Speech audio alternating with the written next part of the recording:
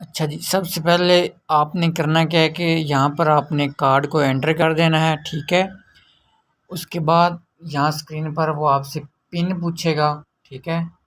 ابھی یہ شو ہو جاتا ہے تو آپ نے وہاں پر اپنا پن ڈالنا ہے، ٹھیک ہے۔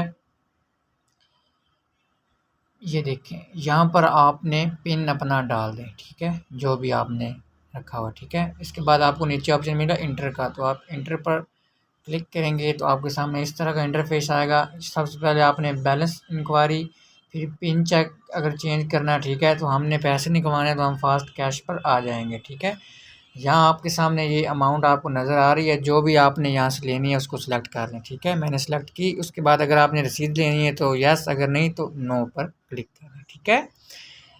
اس کے بعد آپ کے 3 مرحلے میں آپ کی ٹرانزیکشن جو ہے وہ کمپلیٹ ہوگی۔ سب سے پہلے آپ کا کارڈ باہر آئے گا، ٹھیک ہے، یہ دیکھیں